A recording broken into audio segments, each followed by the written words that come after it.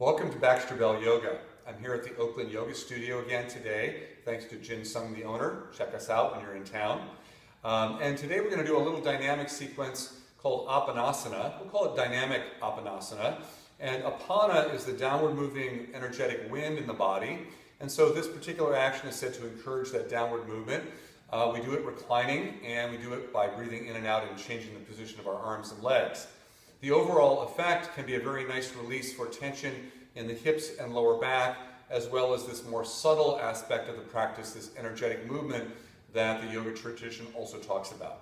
So to do this, you might want to open up a blanket so you have a little more padding, although you could do this just on your sticky mat without padding. We're going to come down to lie on our backs for a moment, and we're going to start with constructive rest position, knees bent, feet on the floor. So once you're in position, you're going to take your knees and tip them up a little bit towards your chest and let your feet just dangle, and then place your hands on your kneecaps.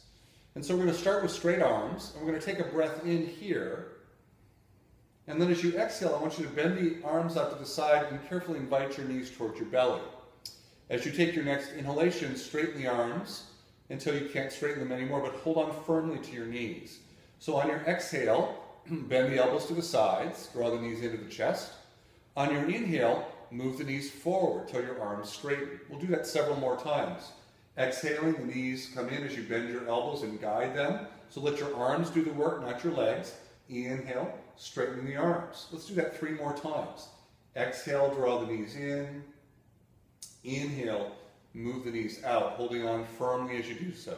2 more times, on your own now. Exhaling in and inhaling out.